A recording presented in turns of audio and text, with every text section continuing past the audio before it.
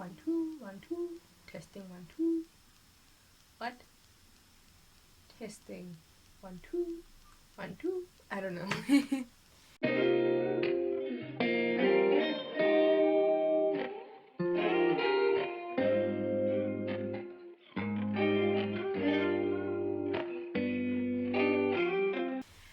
What's good, everybody? Welcome back to my channel.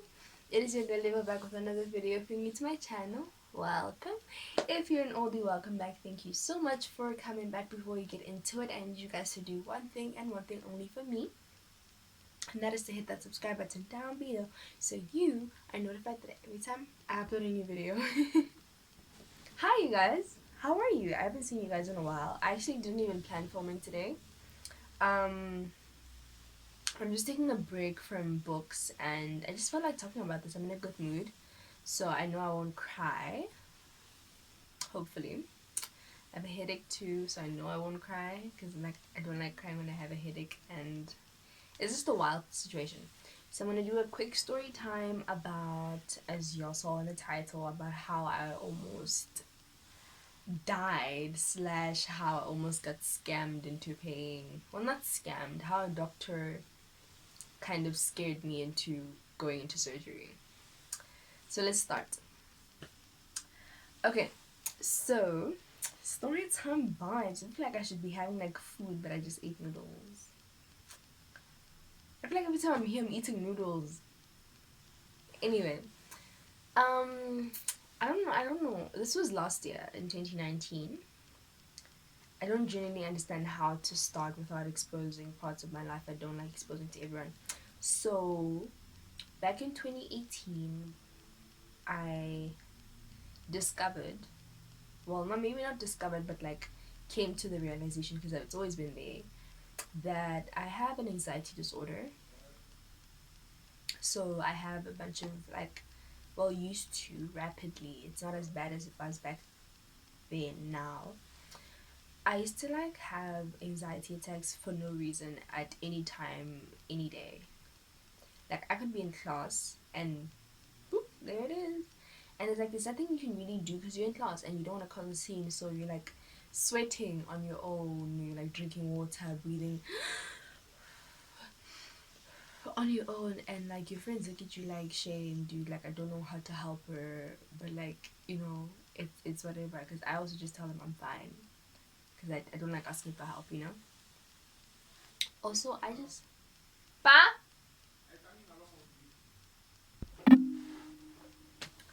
okay, so my dad called me. As I was saying, I'd have random anxiety attacks at any time of any day. So I had some therapy at the time, which I stopped going to after. It was just that's a story time for another day as to why the whole situation ended. But to shorten this, because I don't want to make this a long video where people are just I'm dragging the situation. Instead, I don't want to drag this. I want to make it short. I want to make it done. I want to go back to my books, doing my assignment. So yeah, I lived with a year, anxiety attacks, panic attacks, randomly, no particular reason. I could just literally be breathing, staring at the ceiling, not thinking anything. And I'm an overthinker, so I just me just staring at something, not thinking about anything, and just having an anxiety attack. It was a wild time, it was a wild moment in my life, but we've crossed over from that. It hasn't happened anymore. It hasn't happened in a while. So fast forward November 2018, I wasn't around the whole of, from the day I finished writing my last exam, I wasn't around till Christmas. Maybe the week before Christmas. But I wasn't around in my hometown. I wasn't home. So I couldn't go to therapy. And it just, that's how it stopped. It just stopped, and it was awkward for me. I don't like awkward situations oh, hey, I'm back. So when can we do this? And parents and all that, so it was just stop. And that was bad because I stopped in 2019, which is my matric year, which is last year. Bad idea. I should have never done that, because I genuinely should have stayed. Maybe my marks or my year would have been amazing last year, would have been more amazing. So fast forward, the day of my matric dance, the day before my matric dance, was when I had an appointment with the cardiologist. I don't want to say names because I want to get sued, and I don't want to say it's in PLK. I want to say elite place. It's an hospital that has specialists and it's elite by Savannah. I don't want to say names because I don't want to get lawsuits, okay? So, I go there. I think it was the 6th. Yeah, my matric dance was on the 7th. Yeah, I was on the 6th. I go there. They like testing, putting little things on me. Had to run on a treadmill to check my heart rate. I have to like whatever, and all the stuff that they do. So they give me this little device that like plugs into like 5 places here, somewhere under my boob, my chest, like just to measure my heart rate for like 2 days. And I'm like, I can't take this right now because it sits here. I would have taken it there, but like the stuff was sitting here, and I'm like, I can't wear this right now. Tomorrow's my matric dance, and my dress, y'all saw in that this or that video. My dress is here. My dress is here. It's an off the shoulder. You can see some cleavage. You can see some booby action. Okay, I'm like, I can't wear this. It's tacky. They're like, okay, come back the day after your matric dance. Matric dance happens. It's like a whole dramatic situation. Not really, but like, you know, like things happening. Like, I have to do this, I have to do that, I have to do this. So that day was wild. So the next day, I go 8 in the morning, hungover. Not really, but like, no, I wasn't hungover. I just like was tired from the tiredness and then tired from the little of alcohol I had.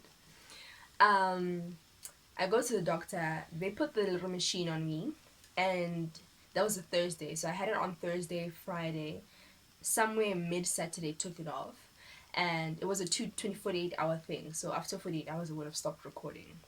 So I was recording my heart rate throughout the whole day, everything that I did normally. I just had to live my normal life.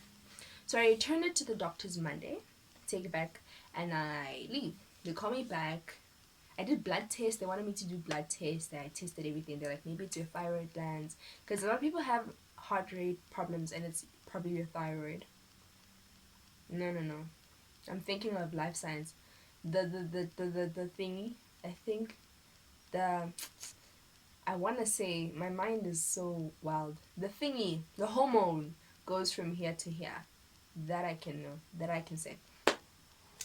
So, yeah, I did blood test. Blood test came back with nothing. There was nothing wrong that they could have specified with my dad.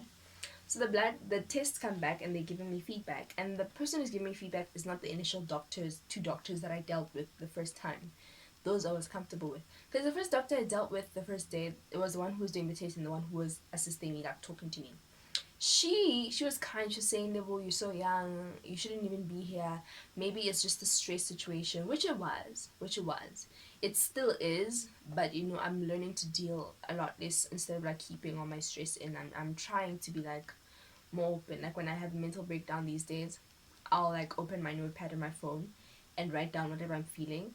Some of them are dark, but it's good that they're out and it's not me keeping them in. So that's great. So she told me, "Level, you're so young. Whatever problem it is, it's really not that bad."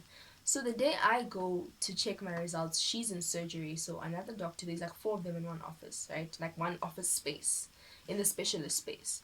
It's another one helping me today, and it's a man.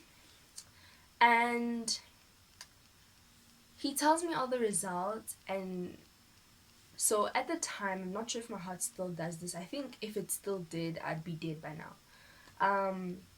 I think it's not doing it anymore. If it did, I'd be dead. It's not something you can live by, you know? So my heart, you know, your heart pauses, right? Your heart can take pauses. But I think the highest pause your heart can take before, like, it's scary is like 3 seconds. Mine, 3 or 2 seconds. My heart was taking 4 to 7 seconds to 9-second pauses when I was sleeping, so I could have died in my sleep. I'm not gonna cry. So yeah, that was really scary because he's saying it and I'm like, oh my gosh, what do you mean my heart? And he's showing me the charts, like I'm not making this up. This is a whole pause. This is 4 seconds. This one is 3.5. This one is 6.7. And I'm like, oh my gosh, what is going on? So now he's telling us solutions, and it's only one solution, and it's surgery for them to like put some. I think it's a pacemaker. If I'm remembering well, I think it's a pacemaker. He said something about they have to cut open my left side and put it under my, I don't know, under my skin and connect the electrical tube to my heart. Yeah, something like I genuinely I don't know. I don't know. I think he said pacemaker and then he explained that thing. But anyway, he had to put the whole thing. And see, I'm terrified. I went with my mom. My dad's in Angola and I'm under my dad's medical aid, not my mom's. So that was a wild ride as well. So the surgery cost like 80K. I feel like the story time is everywhere. This the surgery cost like 80K, and like the medical aid would have covered it, but like I know like Palmed has troubles with like sometimes when you do surgery. The last time I went to surgery was to remove my tonsils, and like my dad had to go through such a process just for them to actually approve of paying out the thing. You have to go there, and I'm like, what if it's an emergency situation? Like, what are they gonna do then? Wild behavior, dog, wild. So my mom, I'm scared, so I'm like, yeah, let's do this right now. He's like, we can do this right now, there's a doctor in surgery right now, we get you there, do it quick, you're done. I'm like, sure, because I'm not trying to die young, like I'm trying to live my life. My mom's like, no. My mom is like, i'm i'm I'm gullible, but I'm not stupid. You get me? Like if you put me in a situation where I'm scared, I can be very gullible, but I can also be very smart. So I like doctors. I've always liked doctors. My mom doesn't. So my mom has this thing where she doesn't trust doctors. She doesn't at all. She doesn't like going to doctors a lot. Like even when she's sick, she'll try to help herself first before she goes to the doctor. Whereas me, I'm sick. Like one small thing, I want to run to the doctors. She doesn't like it at all. So I'm like, let's do this. My mom's like, whoa, no, we have to think about this. The doctor's like, you can't think about this, you could wake up dead tomorrow. And I start crying now. My mom's also crying because I'm crying, and she's also scared, like, what if this is actually real? But she also has to be like logical, because you know doctors like scamming people. So my mom is like kind of being watching over the fact that he might be lying and just in it for the money, because the way he said, like, so the thing cost like this much, like you look at it like, can you guys afford, like, you guys have medical aid, like like he wasn't gonna do it if it wasn't for the money. And I'm like, if he's saying this is an now that I think about it, if he's saying it's an emergency and I could die, should money at the moment right now be an issue, or should it be an after situation, after surgery? Now we're going to figure out how we're paying this off. Okay, so that was my mom's first like, hold on, wait a damn minute, sir, wait a damn minute. So my dad's in Angola, so I'm just dealing with my mom. That's not a good thing. My mom is great, great at advice, great at guiding me in life. My mom is also very when coming to situations. She's very dramatic, and she's very panicky. Not panicky, but like, I feel like when you tell my mom something, she responds in a manner where you'd prefer for her to be kind and calm, but she'll say it in a attacking mode way, and it's like, oh my gosh, I didn't do anything wrong. That's a problem with my mom. Communication, she can communicate. She's just like in your face and like screaming, and it's like, oh my gosh, she is scaring me worse. So in that week, I wasn't really happy with my mom, because she was like, keep blocking me like this. No, and I'm like, ma, I'm the one living like this. I'm the one feeling like I'm dying. You're not the one going through this. Like, those are literally the things I said to her, which hurt her feelings and hurt mine, that I had to say that to her for her to understand how scared I was. I'm gonna start crying. Screw this, man. So yeah, this doctor is telling me all these things. My mom's like, no, we'll think about it. Now he's looking at me like, hey, dog, this is your life. And I'm like, I'm looking at my mom, like, I trust my mom. So I'm going to go with my mom's instincts. As a mother, she knows what she's doing. And I say, no, we'll think about it. And yeah, come back tomorrow if this is normal. He has to make me sign a disclosure form that he did tell me I could die. And if I do die, I can't blame him. My parents can't sue him and saying, you didn't tell us our daughter was going to die, and now here she is, dead. I wasn't 18. My dad's back already. I wasn't 18 at the time. I was still 17. So I go to church the next day. No. Actually, skip. This is a whole skip scenario. I skipped the whole situation. Okay, well, that's it. I guess that's it. This is such, like, I have such a big headache. Like, it's so painful that I skipped the whole few days before this happened. But I'm gonna tell you guys a couple of things that helped me get through this. After he told me that stuff and we had time to think about it, I didn't sleep for 2 days, like at all, completely. The first day, it was mid me starting trial exams, so I was studying. I studied the whole night, didn't sleep completely. It's like 0% sleep got into my system that first day. I didn't sleep the whole night. I was just up the whole night listening to music, yawning, but never did I close my eyes to sleep. Never. Because I was scared. I'm like, what if I die in my sleep? I'm gonna start crying. And then the second night, and like for like a week straight after that was me setting alarms every 30 minutes to ring. Like from the moment it hit 10 o'clock, I know sometimes I fall asleep at 10. If it hit 10 and I was sleeping, 10, like after half past 10 it rang. 11, half past 11, 12. So like I wake up and realize I'm still alive. I'm still alive. Oh my gosh. I'm still alive. I'm still alive. How I got through this was a friend of mine. Shout out to you, Kolo. He told me that you need to see yourself healed in the spiritual world. And I didn't really understand what it meant, but I sort of did. So that's what I tried to do. I just talked to God. I'm like, I don't know what this means, but I see myself healed in the spiritual world. And I don't know, it was just like a weight lifted off my body. Like I feel like crying, like for real. It was just like a huge weight lifted off my body.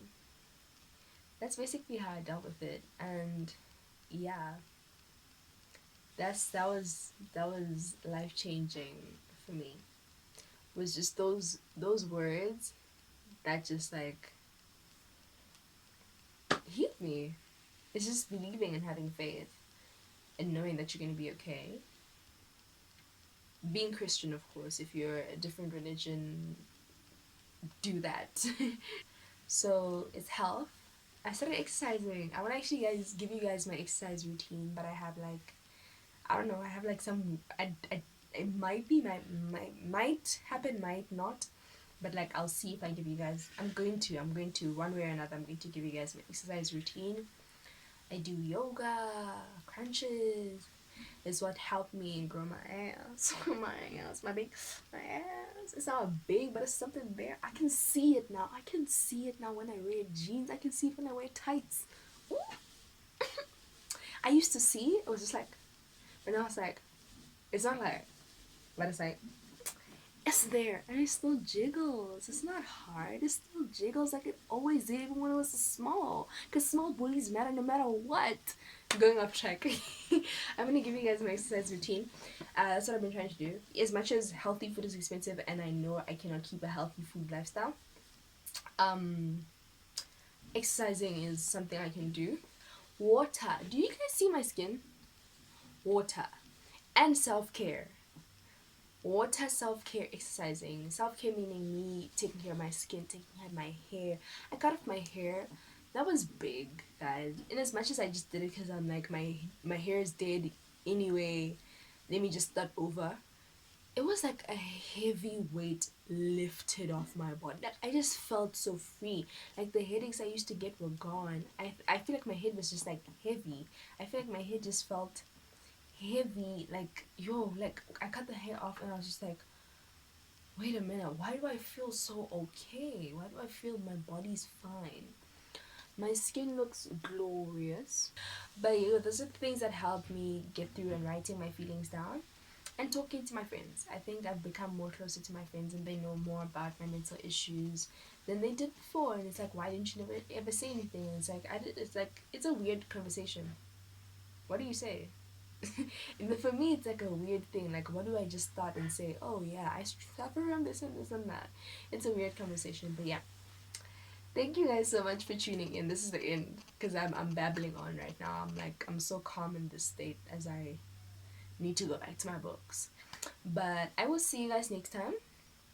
Make sure you subscribe. Make sure you share. Make sure you like, make sure you comment, make sure you do the most. December's coming, and I hope I get enough money and enough like thingies, places to go to.